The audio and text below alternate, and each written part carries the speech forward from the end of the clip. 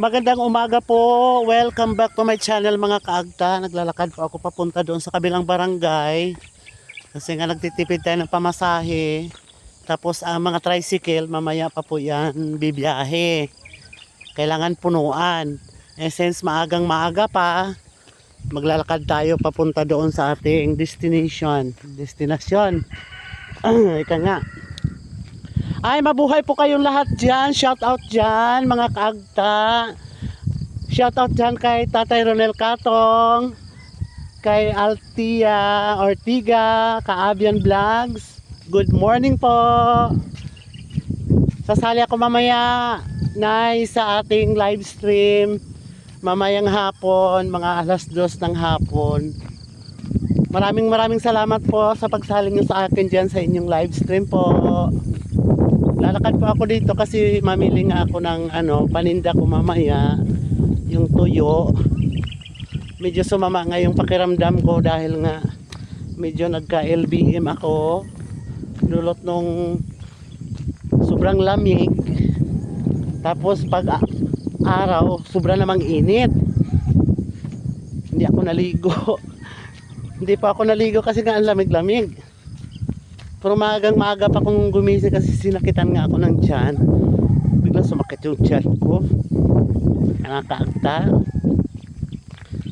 Kaya sabi ko maglakad-lakad nga ako papunta doon sa papunta ako ng bayan.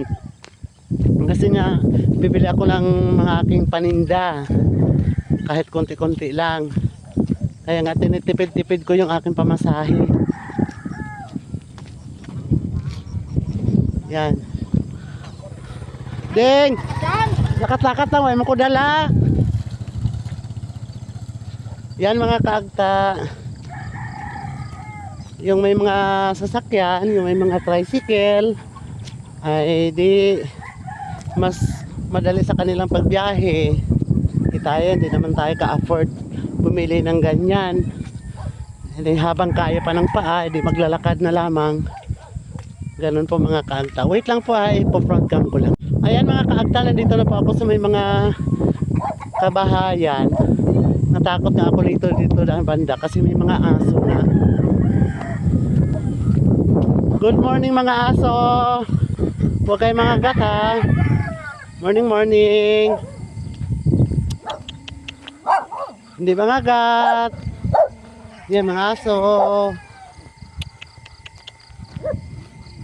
Yan po.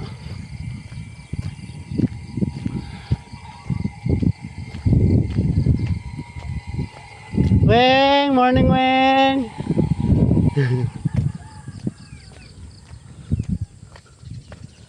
Weng, gaano ka na Weng?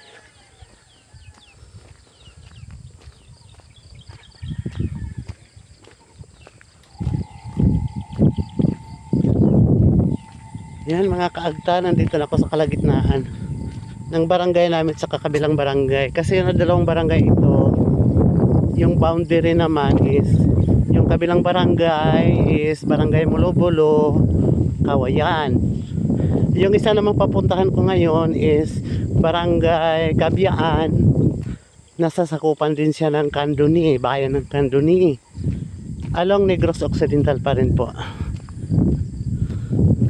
Ayan, napon agad. Ito yung bahay ni Itachi, Alvera. Ang ganda ng palay nila. Mga kaagta. No? Yan ang advantage dito sa bukid mga kaagta. Pag mayroon kang lupain, ay hindi na kailangan bumili ka pa ng bigas. Kasi nga mayroon ka ng palay. Dito naman sa kabila, mga tubo. Magkapatid ang may-ari nito dito mga kaagta. Shout out dyan sa aking mga kaibigan. Adora, si Corazon. Corazon, shout out. Nasa abroad yata siya ngayon. Evelyn Piega, good morning. Bibing Elovera, good morning din. Raquel Oliverio, good morning. No? And of course, Dimpo, Ruth Dimpo. Nasa Sipalay City po.